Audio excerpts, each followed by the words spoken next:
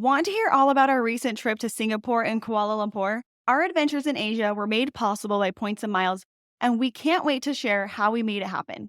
Listen in to hear how we got there, where we stayed, and some of our favorite things we did. Welcome to Points Talk with the Travel Mom Squad. We are three moms who've discovered how to leverage credit card welcome offers to get hundreds of thousands of dollars of travel expenses for nearly free. We've used credit card points and miles to take vacations to places like Hawaii, Paris, Greece, Maldives, Japan, and so much more. And the best part, we each still have 800 plus credit scores. Imagine being able to take the vacation of your dreams for nearly free. It's totally possible, and we're here to show you how. Hey, I'm Alex. And I'm Pam, Alex's mom. And I'm Jess. Let's talk points. We just returned from a week-long trip to Singapore and Kuala Lumpur. We had a blast, and thanks to a Singapore Airlines global redemption sale, we got one heck of a deal. So, Pam, why don't you share more about the flights and what you thought of premium economy? I know that you and Alex were both very skeptical of premium economy, very nervous, I feel like, going into these flights. So give us the details on how we booked it and what you thought of it. Okay, so first of all, the flight was leaving out of San Francisco. And so we all live in 3 different states. So we all had to position to San Francisco the afternoon of the flight. Now, whenever we position to another airport, we always give ourselves plenty of time.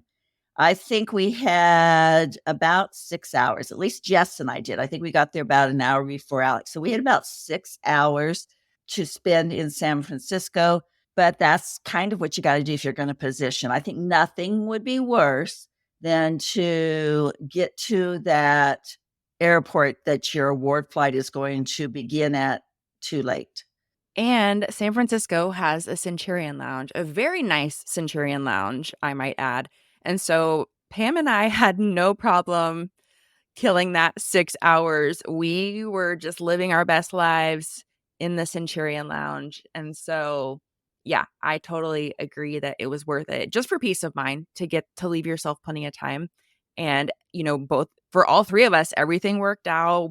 I think Alex and I were both maybe 30 minutes delayed, but nothing huge. We had plenty of time, but I'd rather have plenty of time to kill at the lounge versus scrambling or being anxious about potentially missing a flight. Jess, do you want to share, because you can't get into the Centurion Lounge 6 hours early. So people might be wondering, well, is it usually 3 hours? It is usually 3 hours. There might be like, how the heck did they get in there? So why don't you tell them about the little trick that you did, and then we all did it, but Jess got there first, so she takes credit for this trick. Yeah. I have a little trick up my sleeve that I use. We're only sharing this. This is a podcast exclusive trick. So basically what I do is, and I taught Pam my little trick this time. So what I did was I booked a Southwest flight. And so with Southwest, you can cancel your flight and get your points back up to 10 minutes before the flight departs. And so we booked, I don't remember, I think I booked a flight to Phoenix. It doesn't really matter where you book a flight to. So I booked a flight from San Francisco to Phoenix that was leaving within a couple of hours of when I booked it. And then as soon as I used that boarding pass to get into the Centurion Lounge. And then as soon as I got into the lounge, I just canceled that flight and got all my points back. You just have to remember to cancel the flight because you don't want to book a flight, forget to cancel it, and then your points go to waste. Yeah, that can be the only part that's risky. Also, there have been times when I've worried about the weather because I live in Denver and we can get snow even in March. And so I am really careful about watching the weather, the days coming up to a flight that I'm positioning to. And sometimes I will do a back Southwest flight just in case I have trouble with a United flight. And then again, I've got to, I'll have it flying out an hour or 2 after my United flight. And then I have to remember to cancel it because otherwise I'm, wasting points or cash on that flight. So those are a couple little tricks. So anyway, we went from Singapore on Singapore Airlines from San Francisco to Singapore. Jess had found a global redemption sale where it was 25% off economy and premium economy bookings. And she suggested one day, why don't we go to Singapore? I wanted to go to Singapore, always have wanted to go. And my husband and I were supposed to go, and we went to the Maldives, and I canceled that part of our trip when Jess brought up this idea. So actually, Alex is the one who found the sale, but she sent it to me as a way to nudge me to post about it in stories. And not only did I post about it in stories, so just FYI, if you didn't take advantage of the sale, you should turn your alerts on for our stories because that's where we share all these good deals. But I also took it a step further and said, oh, I want to book this. So I'm going to send it to you and Pam and see if we can make it work. But yeah, it was a really good deal that we couldn't pass up. I've always wanted to go to Singapore. And so just had to take advantage of it. Well, my husband and I had gone there, a few months earlier on our way to the Maldives. And I knew it was a long flight. It is a 17 and a half hour flight. That's long to be in an airplane. And when he and I had done it, we had done it in business class. And it was long even in business class. And so we had decided, Alex and Jess were talking about doing this trip, and they, Alex was on board, and I had let FOMO get in the way. And I thought, okay, yeah, I want to go too. We only used 56,250 miles and $5.60 to book it in premium economy. But here's the thing. When I was on my flight, my business class flight, I walked back there because let's go check out what, economy and premium economy look like, and I'm already tired from this 17-hour flight. And I walked back there, I opened up the curtain and I looked back there and I saw the hordes of people sitting there.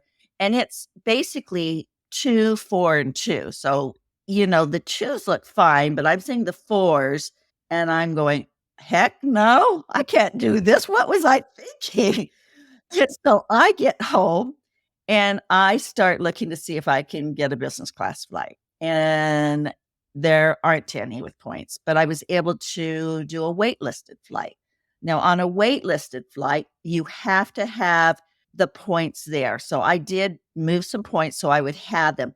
And it's waitlisted, and they will let you know every week whether you're still on the wait list. That means if they open up another redemption flight, and if it's your turn to be put on that, you might get the business class flight. And I was every week, please, please, please, get me off that wait list. If that wait list is not, doesn't come through 2 weeks, by 2 weeks before your flight, they just tell you, sorry, it's no go. It didn't work. You're not even on the wait list anymore. And so I got to 2 weeks and they told me I was not going to get that business class seat. And I was nervous. I mean, I really was like, can I do this? Can I do this? I have bad knees. It's hard for me to sleep on an airplane now. So the good thing is when we booked these, Alex and Jess had booked the bulkhead seats. And so they were 2 on the left-hand side. And then down at the very back of that side and on the other side of the 2 seats, there are what are called throne seats. And that's just 3 single seats. Actually, I thought, maybe I can do that. And so, not having anybody by me, being able to spread out a little bit more because I don't have, knees next to me and other people's stuff. I thought, okay, possibly. Wait, hold on. First, we got on board. And usually we're used to when you get on a business class flight, you turn left oftentimes to go towards business class. Well, they had us turn right, obviously, because we weren't going to business class. And my mom goes, oh, this isn't bad. This is a lot better than I thought. And I said, Mom, this is business class. So they had business class if you turn to left. Well, no. Yeah, both. If left and right. Yeah. So the unique thing about this plane is there is no economy. It's just business class and premium economy. And so she was thinking, oh, we turned right. This must be a business class. And then I said, oh, this is business.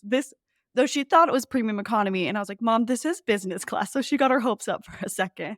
And I want to add too that normally premium economy would be 75,000 miles, but we booked during that 25% off sale. And so that's why it was 56,250, $5.60 in taxes. And then Alex and I paid $113 for those bulkhead seats, and Pam paid $133 for her throne seat.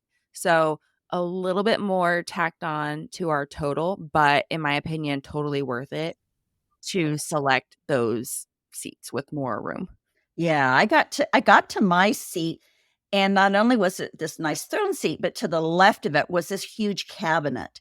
I loved this cabinet. It opened up. I could put my backpack, all my stuff. I didn't have to get up and down to get stuff out of the overhead bins. When I would curl up to sleep, I could put my legs on it, and I actually got sleep. And honestly, this is a shocker, but I would do it again. Now, I'm not going to say that I'm turning into a premium economy person on Singapore, but I would definitely do it one way. Once we booked it, I did book business coming back. So I knew I didn't have to do this both ways. I booked business coming back, but it wasn't bad. I would say the food wasn't as good. The service, was still really good. Jess keyed me in onto where they had snacks in the back galley, and I could get some Doritos and some Kit Kats, and that made my life happy. And it was just way, way better. I slept for like 7 hours, and I was pleasantly surprised. I 100% would suggest, if you're gonna go on Singapore, to try to get that bulkhead or those throne seats. Like I said, there's 3 on each side, so you wanna book early. But yeah, Pam would do it again, and that's kind of a shocker. Yeah, they also have really good entertainment screens, like, they're pretty big, lots of good movies to choose from, and when we landed, because like Jess said at the beginning, I was nervous, and I was nervous because even sitting just on a normal plane on a short flight hurts my back, like, I don't have a great back, my hips get out of alignment and stuff, and so just I was really stressed to sit there for 17 hours, 17 and a half hours. I was thinking, "I'm gonna get up and my hips are gonna be all jacked, and I'm gonna be miserable on this trip, or I'm gonna need to find a chiropractor in Singapore." The seat was very comfortable. There's a little footrest, you can recline a lot more, so it's like you're sitting in a recliner, and having that we had tons of space in front of us with the bulkhead seats, and so we could really stretch out. I will say melatonin and Dramamine helped me be able to sleep for sure, so I would recommend that if you struggle, because I struggle sleeping on planes. But yeah, I when we landed in Singapore, I was pleasantly surprised, and it just kind of felt like I can do this. Like, I don't need to spend all these points all the time. If I wanna save some more points, especially with traveling with my family, that's way too many points for all 6 of us to fly business class. But I was like, "I could do this." Granted, Singapore premium economy is not the same thing as, like, United premium economy. That's just, a little more space. This is, you get the footrest, you get the more reclining space, but I would totally do it again too. I thought it was great, and like, I've talked before about going to the Maldives, and we flew business class, and I was always like, I could only fly business class to the Maldives. It's so far. But once you get to Singapore, it's like another 4 or 5-hour flight. But if I could do it in premium economy now. And so that to me was like kind of like a weight off my shoulders in a sense that I can travel for less points now and make my points stretch a little bit further. So thank you, Jess, for making us do it. I had no doubts about either of your ability to do it. I wasn't nervous at all. And I even told Alex, I was like, "Alex, you've given birth to 4 boys. Like, you can fly in premium economy." Well, you know what had happened, what really scared me is when we went over to the Maldives this last time, we'd done that business class, and then we flew economy from, Singapore to Malé, and that was not good. That was I swear that was an older, plane. The seats were not comfortable. They were, they were fabric, they weren't the leather. They just were n it was not very good, and so I had once I'd done that, then I was so freaked out that that's what my flight was going to be like in this premium economy. And it wasn't at all. Completely different than my experience had been from that economy. And so, those of you that want to take your families or you want to save on points, you can do it because you're hearing it from the girl who usually only flies business class. I survived and I do it again. So we continued on after we got through Singapore, and we'll talk more about that trip in a little bit. We're just talking about flights right now. We continued on to Kuala Lumpur after Singapore, and we went on Singapore Airlines again. Now, that's only an hour-long flight. That was not worth spending the extra miles to fly in business class, in our opinion. And so we were on economy. We also got 25% off those flights too. So round trip, that was 12,750 miles and $55 in taxes and fees. And it was fine. We were 3 in a row. I think, some of the flight coming home didn't look like it was very busy. We could have stretched out. It was perfectly fine. I have to say that when we walked through business class, though, to get to our economy, I go, why didn't we spend more? That's Well, coming the sale wasn't on business class that's flights, right. though. That's right. So we wanted to take advantage of the sale. Exactly. We did want to take advantage, but it was fine. And then flying back, we flew Singapore Airlines, Singapore to San Francisco. And like I said, I booked business class from the start. Now we're talking about going over. I only spent 56,250 points for premium economy. I spent a whopping 143,000 miles to get back. And for most people, that's just a lot. And, since I do a lot of traveling by myself, I don't have to book for a family. My husband doesn't like to travel as much as me, so I can use a lot of our points. And I open up a lot of cards and have a lot of points. It's something that works for me, but that's really a lot to spend for business class. So And there was anyway, the only one seat. So Jess and I had booked premium economy coming home. Right. So anyway, that's how we got there.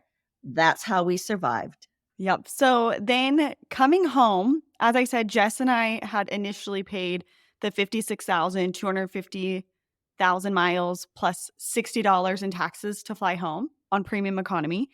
And at the airport, you can go on the app and check for upgrades, and there wasn't any available for us. But when we were at the airport, we were literally walking to go check in for our flight and get our boarding passes. I thought, let's just look and see if there's any seats available. And so we went into the Singapore app like we were buying business class seats. I put in two people and there was availability. So we get to the front and Jess asked the girl that's checking us in. She's like, is there any business class flights available that we could upgrade to? And she's like, oh yeah, there are. And she's like, do you want to know how much they are? And we said, yeah. And she's like, it's $1,800. And me and Jess were like, ugh. And then she said, Singapore dollars. And we said, because Singapore dollars, like our US dollars go a little bit further. So it was just under $1,400 to upgrade. The cash price, though, was over $9,000. So the huge savings. And it was a 14.5-hour flight. So it is kind of interesting because going there is 17.5 hours. Coming home is 14.5 hours. I guess those tailwinds must really get you in a lot faster. But for a 14.5-hour flight, we went back and forth. We were like, oh, should we do this? Should we not? And then we're like, you know what? We never pay for flights, hardly ever. We can splurge with using all these points for the amount of nearly free travel we get, spending, just under $1,400 on a 14.5-hour flight. I mean, and my mom was over there being like, just do it, girls, you can do it. So we pulled the trigger. We did it. And the other thing that was cool is we had paid for the throne seats on the way home, Jess and I had. And so that was $133. And so on the flight, Jess was chatting with Singapore Airlines and asked to get that $133 refunded. they were like, oh, we can't refund, seat purchases, but we'll make an exception. And so we both were able to get that refunded. A little calculation I like to do in my head is I am personally willing to spend $100 an hour to upgrade. And this is just for long haul flights. Like, I don't upgrade to first class on domestic flights, but for a long haul flight like this, I'm thinking, okay, for me personally, it's worth $100 an hour or less to upgrade to business class. And so when we got to the counter and the woman was pulling up the price, I was asking Alex, okay, what amount are you okay? Are you okay with? And I was like, I'm fine with 14.50, because in my head I'm like, it's a 14 and a half hour flight. If I'm doing $100 an hour, that's $1,450. And Alex is like, oh, I don't know, like maybe 1,000. And then she comes back with, the 1,800 Singapore dollars, which was around 1,400. Plus we got the 133 back. So we ended up spending around $1,250 for this upgrade. And I was like, sold, done, totally worth it for this flight for us to be in business class. But what you guys are leaving out is when you initially went up there, you came back with your tickets and told me about it. And I said, you guys are nuts. I see. We came back with our tickets for premium economy. We didn't do it at first. Premium economy. And asked me what I would have done. I says, do you even need to ask what I would have done? Because honestly, what you paid was the price of an economy ticket in flying over there. So that's what an economy ticket would have cost. And so I'm like, a cheap economy ticket, yes. probably. Too. And we have been on this trip staying in hotels, luxury hotels. We've hardly spent any money on this trip because we're eating our breakfasts at the hotels, and we're just nuts. We did spend money on hotels. And so I'm like, come on, just do it. You can do it. We actually ended up getting a better deal than Pam, if you consider how many miles she used. Now, granted, ours was a gamble. There is no guarantee that there will be space to upgrade. So she locked hers in. She knew I'm 100% getting business class. But we paid 56,000 miles and around $1,250. She paid 143,000 miles. So she paid almost 100,000 more miles than we did. And I valued those miles at much more than $1,250. So we did get the better deal, but it was a gamble for sure. It's a gamble that paid off. And we checked on the way there and they didn't have any seats available too. And so that wasn't even an option. But yeah, the reason why we didn't buy him the first time is the girl had said there's a seat in the front and a seat in the back. So we thought we're going to be, and we'd be sitting by a stranger, which doesn't really matter in business class, but they'd be in the middle sections, and one of us would be in the front and one of us would be in the back. So we were thinking we're going to be spread all out around this plane. On the other way, we can sit by each other. We can take some videos. We'll be able to hang out. And then we looked up the seats map just to double check, and they were actually just one right in front of the other. And then, so we're like, oh, we'd be really close to each other. And then the lady on the plane that was sitting by me, she saw me talking to Jess and she said, hey, to Jess, do you want to switch seats so you can sit by your friend? We're like, oh, thanks. That would be great. So it worked out really great because Jess and I were able to sit by each other. We were able to take some videos, and it was a great flight. I really like the business class. I mean, they do have it, like your seat is at an angle, which can get a little annoying, but the seat itself is super wide. And they actually, a lot of times you just press a button and your seat goes flat. This, they actually come over and they take your backrest and fold it down. So it becomes a actual bed. And it's really wide, and there's not like those divots and like cracks from the seat lines that you normally have. And so I thought it was really comfortable. I really liked it. All right, so let's move on to our hotels now. So in Singapore, we stayed at a Hyatt. Okay, shocker, spoiler, we're going to stay at all Hyatts. So we stayed at the Andaz Singapore. The Andaz is a category 6 Hyatt hotel, which means that standard award nights are going to run you 25,000 Hyatt points a night. Pam was so kind to redeem one of her suite upgrade awards for us for this stay. So we got an amazing suite that I think was like 900 or 1,000 square feet. It was very big, amazing views. The really nice thing about this property, I was actually in shock that they did this. So we left on Friday night, and we landed at we landed at like 5 a.m. on Sunday. So we time traveled. We totally just skipped over Saturday completely. So we land at 5 a.m. By the time we get our bags, take the taxi to the Andaz, it's 6 a.m. And I'm thinking, there is no way we're going to be able to check in. We're just going to have to leave our bags. I don't know what we're going to do at 6 a.m. in Singapore. It's like still dark outside. We have no idea, like, where none of us have been to Singapore before, And so I'm just imagining us going to like find a couch in the lobby and try and take a nap or something. But we checked in and they had a relaxation room available for us, complete with a rollaway in it. And so Which I'm the relaxation room was just a room. It's like, I assume the room that we got as the relaxation room is just what a standard room yeah. would be if you booked points, and it was really nice. Like, I would not hesitate to stay in a standard room. The suite was nicer because there's 3 of us, the 3 adults sharing one standard room can get a little bit cramped.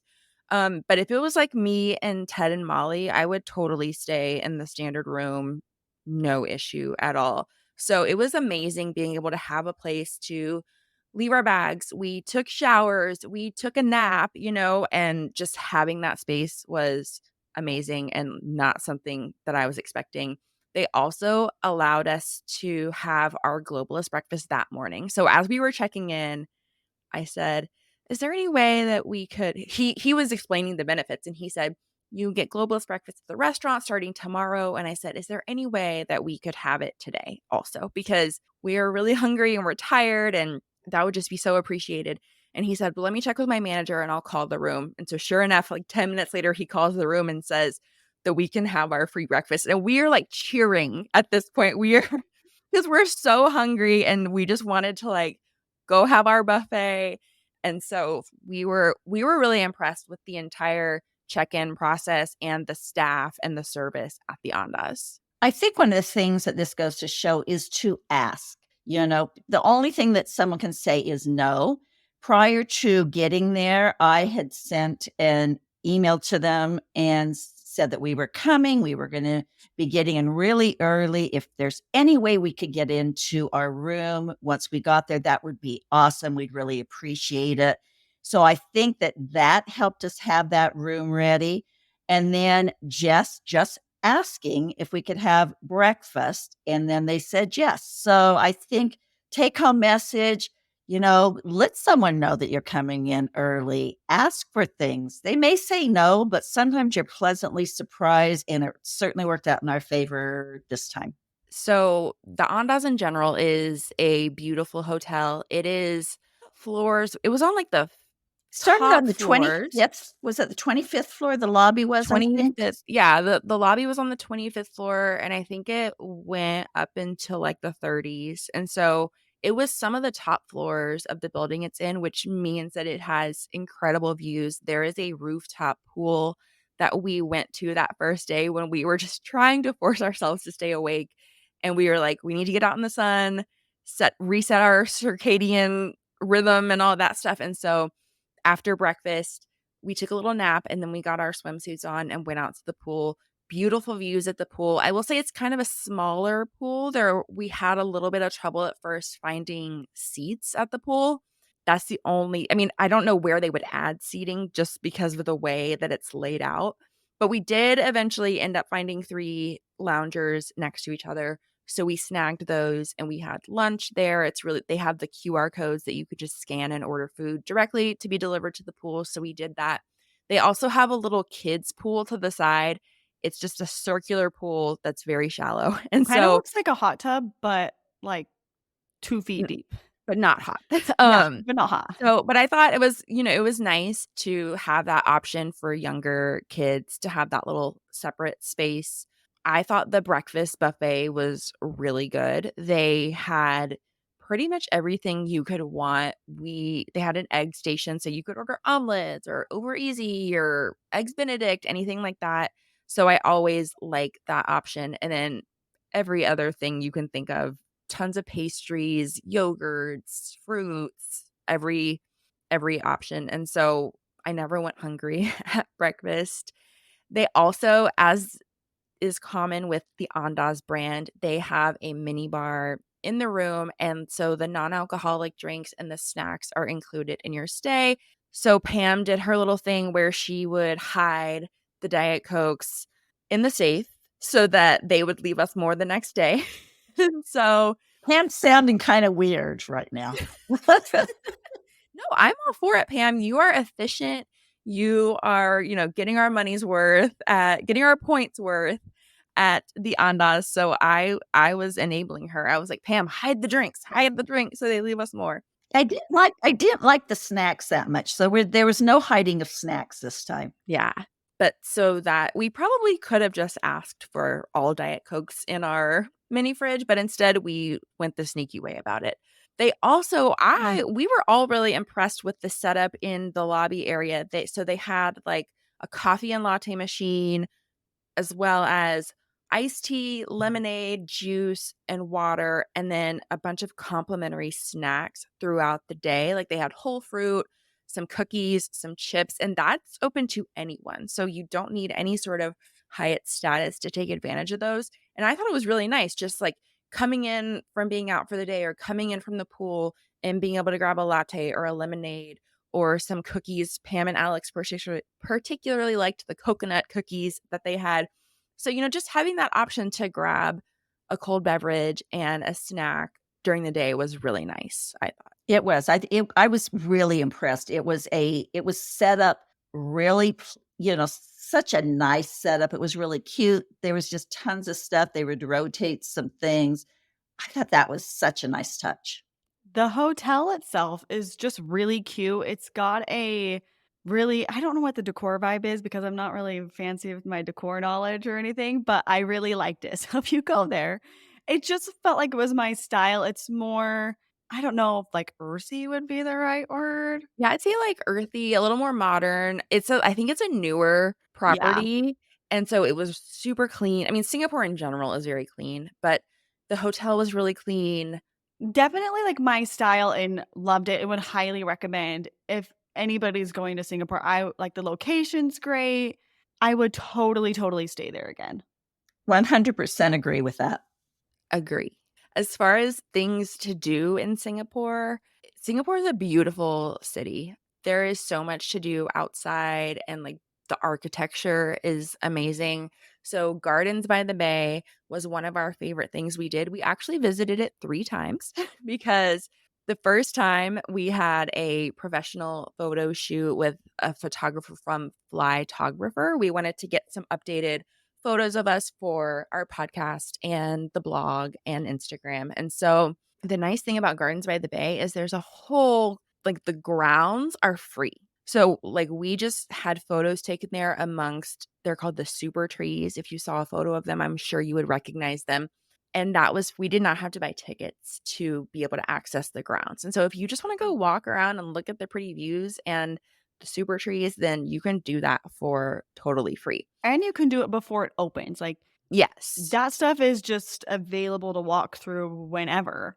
And it was really nice because I think they open at 9, but we had our photo session from 7:30 to 8:30. And so we were there before the crowds, before it got really hot. And so it was nice to be able to do that when it was not crowded. It'd be a great place to take kids to just run around. Like if you need to let them let their energy out, it'd be a great place for that. And I would recommend if you're going, because to me, I don't know what you guys thought, but like we did go back and we paid to go into some of the paid areas. But I personally like just walking around the free stuff the most. And so I would highly recommend if you're going, go early, walk around the grounds, get some pictures, and then right when it opens, then go do the paid stuff if you'd like to do that. Like there's the flower dome and the cloud. Is that both called domes? Flower dome, Cloud cloud dome? Forest. Cloud forest, yeah. I thought the Cloud Forest was really cool. It is really cool. But yes, my favorite views and my favorite things were the outside free areas. That night we went back. So at 7:45 and 8:45 p.m. every night they have a free light show among the super trees. Again, this is in the outdoor grounds that are free. And so you don't need a ticket to Gardens by the Bay to attend this light show. And I thought it was really cool. It only lasts about 15 minutes, but our photographer that morning recommended it. He told us, go to the Super Tree Observatory area. That's the best view. So we went there. We saw the light show. I thought it was really cool. And like I said, it's free. So One thing about that light show is that the program changes monthly. They really should have Taylor Swift there songs. That would be really cool. But I didn't see that on any of the agenda. Ours was all about opera, and so were some famous opera pieces, and they were really pretty. There was one month where they did Broadway shows. I would have loved that one where they did some Les Mis and Phantom of the Opera songs. But it really is. It's a great show, and I do love the fact that they change it monthly. So if you're there, multiple times, you can see, it's a different show every time. It was gorgeous. Yeah, and like Jess said, we went 3 times, but getting around Singapore's really easy. We did it's called Grab, which is their version of Uber, and it's not very expensive. In my opinion, it was a lot cheaper than doing Uber here. So, it wasn't a big deal for us to go. And it took us maybe 10 minutes to get to Gardens by the Bay from our hotel. I don't even know if it was that long. It wasn't very far. Wasn't it just like $12 I think it to was $12. The Yeah. thing is, when you're riding with multiple people, the Grab is so cheap that Yeah. sometimes it's cheaper to do that than to buy 3 separate public transportation tickets on the bus or whatever. And so it's just really convenient, and the app is easy to use and everywhere, and you can use your credit card. So Yeah. And most of their taxis, we did take taxis a couple times, and most of them take credit cards too. So it makes it really easy. So later on that day, the same day, so we had our photo shoot in the morning, and then in the afternoon, I had scheduled a Singapore highlights tour with a tour guide named Jane, who we all ended up loving. She was hilarious. I found her via recommendation in a Facebook group that I'm in. So I prefer to get like personal recommendations versus going through something like Viator, just because you never really know what you're going to get. So I saw a recommendation for Jane in a Facebook group. Her website is thewittyguide.com. I will link it in the show notes if you which also want to makes book. sense because It's she the Yes, perfect which it's makes the sense. perfect name for her. she is very witty. She's like a stand-up comedian. She is Yes. seriously, her expressions and what she says, I was dying. Yeah. So we had a really good time with her. We booked a 4-hour tour with her Singapore highlights tour. It included transportation. So she picked us up and dropped us off from the Andaz. And then we visited the 3 main cultural areas in Singapore, which were Chinatown, Little India, and Kampong Glam. So she took us all around, told us about the areas, shared stories, we saw like a little ice cream cart. She recommended that we get ice cream sandwiches there. We went to a food court. She recommended what we should try there. I tried this really delicious, almost like spring roll thing, and Pam was very hesitant, but I convinced her to try it, and she loved it. So I'm so surprised. I now know Jess kind of knows my taste a little bit. She knows I'm a little picky, but if she tells me you'll like this, Pam, I trust her now because it was really good. So it's just nice having a tour with a local who knows all the places, knows what to recommend. She's a really good photographer. She took some great photos of us. And so I would not hesitate to recommend her. I already have a friend I know who is booking a tour with her. I think Pam's daughter, Yes, she her is. daughter and her son-in-law are going to Singapore soon, and they are going to book a tour with her. So highly recommend her. We'll link her in the show notes. It ended up being, so we paid her in Singapore dollars, but converting it was around $90 an hour US. And so we did a 4-hour tour. So that was around $360 to me. And we split it 3 ways. To me, totally worth it for her guidance and her humor, and the fact that she included transportation and picked us up to and from the Andaz. I thought it was totally worth it. And it's so nice to go with just the 3 of us in our tour guide versus, one of those huge vans where you're going with like 40 other people. And those can be, kind of expensive. And so I feel like just paying a little bit more for the private experience is so, so, so worth it. Well, and it was nice too because they had an air-conditioned van. Now, we're doing a lot of walking on the streets, but in between going from neighborhood to neighborhood, we'd get in this air-conditioned van. Singapore was blazing when we were there. It was hot. I was so glad when we'd get in that van and could cool off. Also, just a little suggestion. These guys were laughing at me. I had bought this little fan on Amazon. And, there's a lot of little fans you can get. Now, this wasn't a cheap fan. This one cost me about $130. I linked it in our Amazon store, and I can put a link in the show notes to our Amazon store. But I was like, Mom, I'm not putting this in the store. This is so overpriced. And she's like, no, I've bought the cheap ones. They don't work. This Yes. one works. This one So take it from saved- Pam. This one saved me. And the proof of it is that on that tour, I was still hot. But we do a tour later on, as you'll hear, in Kuala Lumpur, and I'd forgotten to charge it. It doesn't run on batteries. You charge it.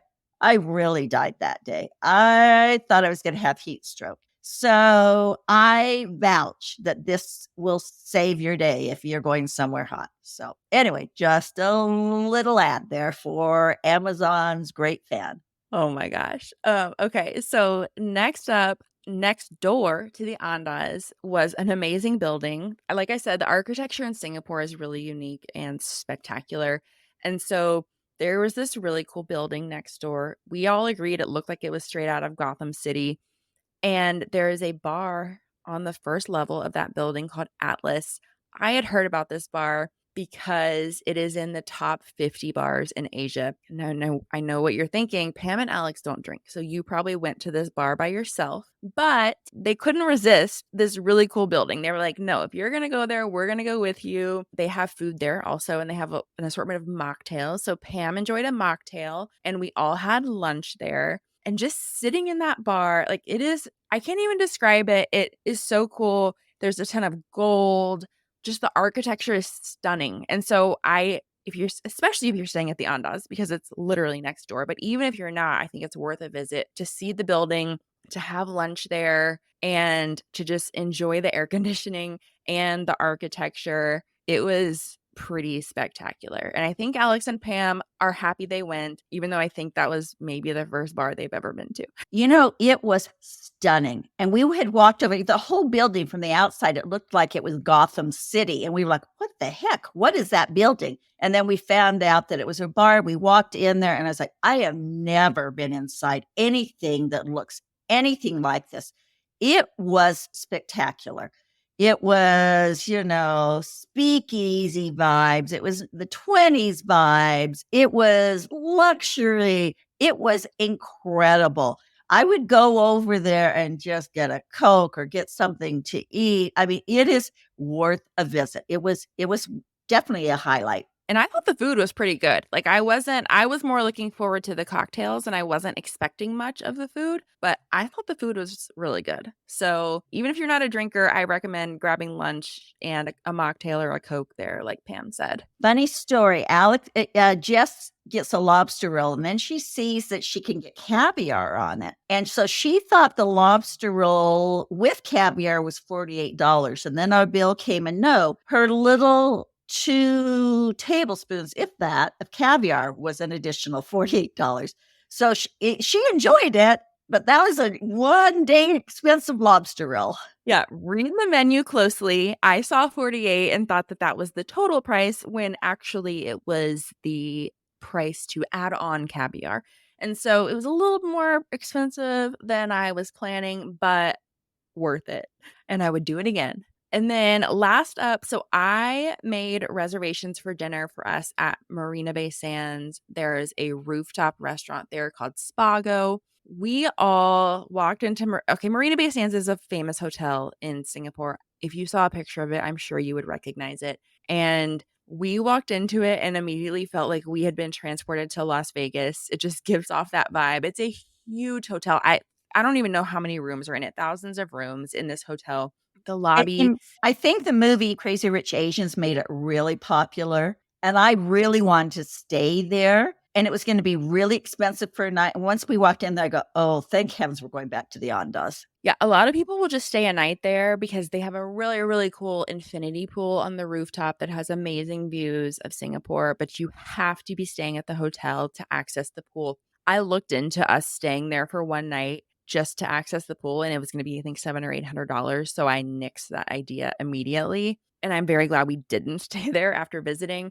We had dinner at a restaurant called Spago, and we all felt it was overpriced. I do think it was a nice place the views were nice, the setting was nice.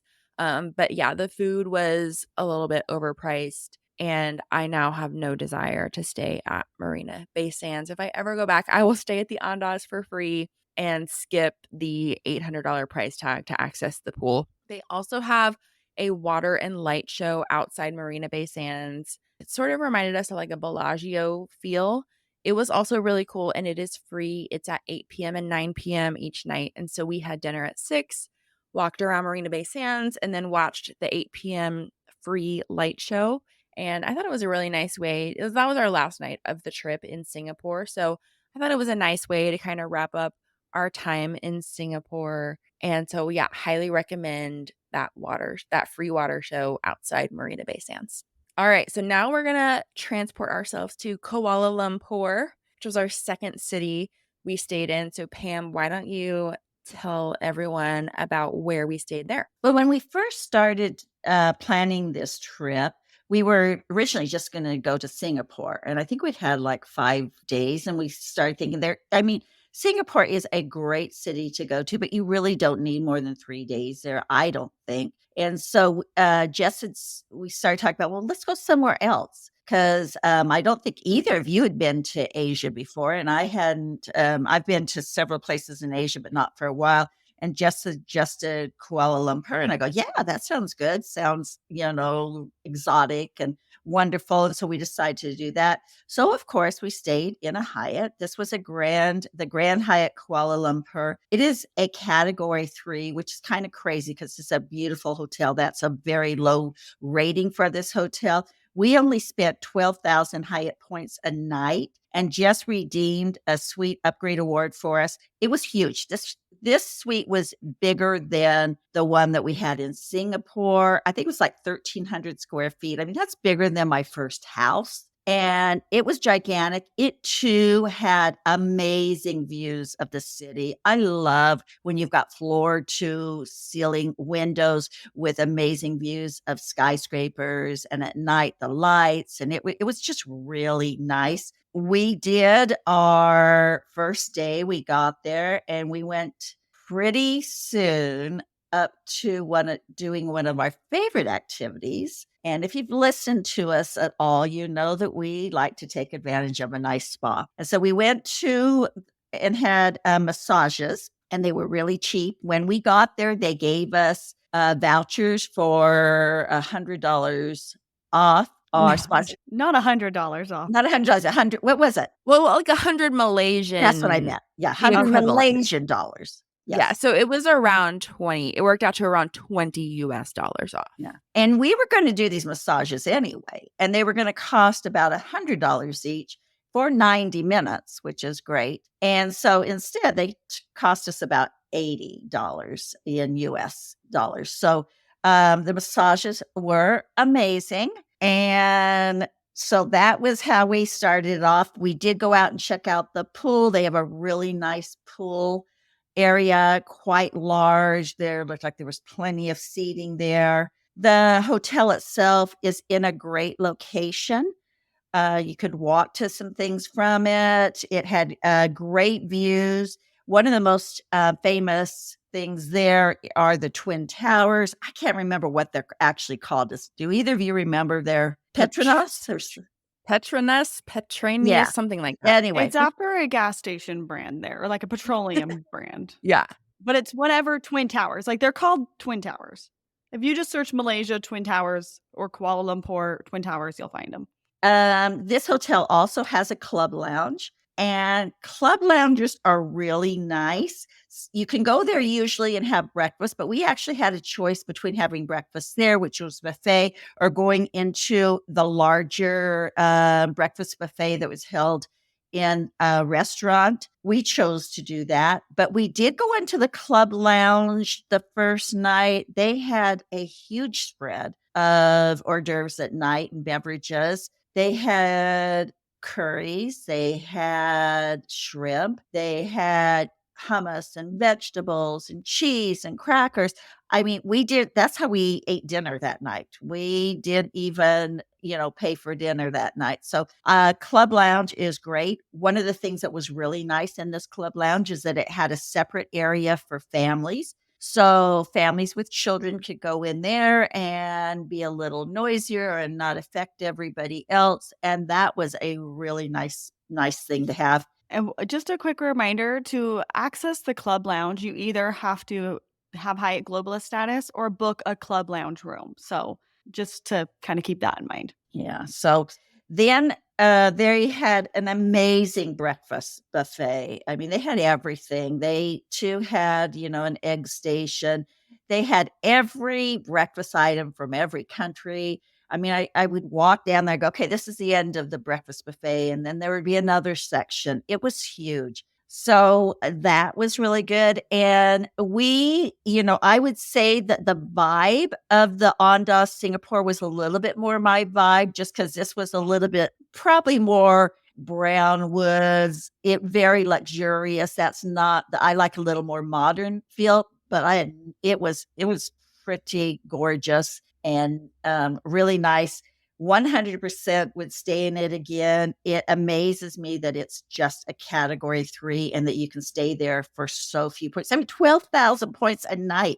That's nothing, to stay at a hotel. So it was pretty great. The service there was really good too. Like, the people there were so nice and helpful.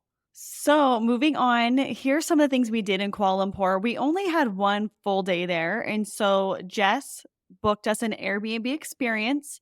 And Jess was like our little trip planner this time, and she did a great job. So our tour was great. We'll put a link in the show notes. I don't know how to remember how to say his full name, but he told us to just call him F. And so we called him F. And he was a local to Kuala Lumpur, knows all the best places. I really, really like these types of tours. We were going with somebody who lives there, like you said, Jess, with Jane too. Like, they know the area so well. He told us a lot about the, just like kind of the history and the government there and the different religions there. And so you learn just more about where you're visiting instead of just seeing the sites. Learning some history and some culture was really fun too. So our stops along the tour, which I don't actually remember what the tour was called, but I think it was like 7 Wonders of Kuala Lumpur with a local. Yes, that's right. So we went to the Twin Towers, which was really close to our hotel.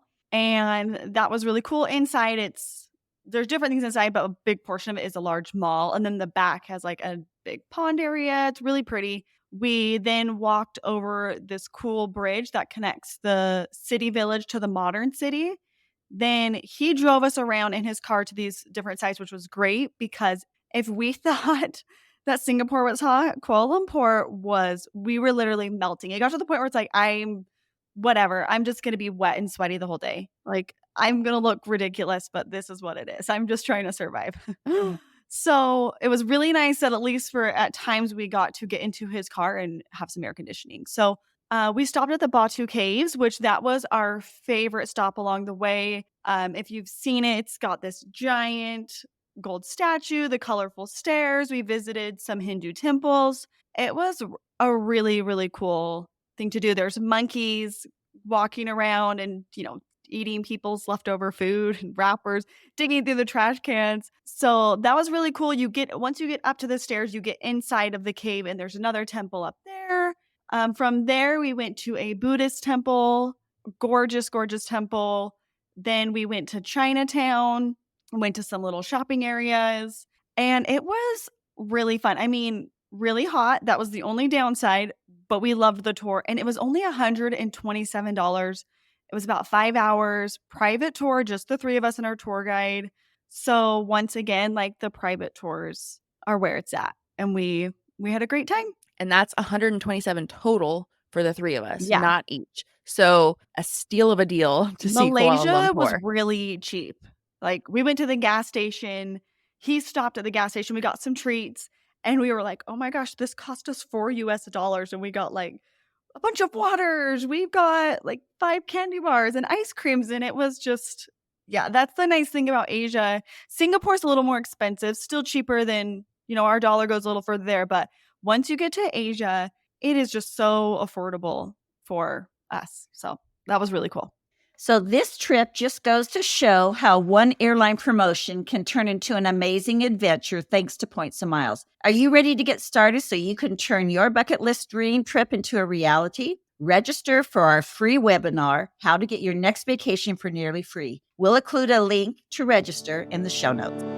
Thanks so much for listening to Points Talk with the Travel Mom Squad. Make sure to hit the subscribe or follow button from wherever you're listening so you never miss an episode. Want to start jet setting even faster?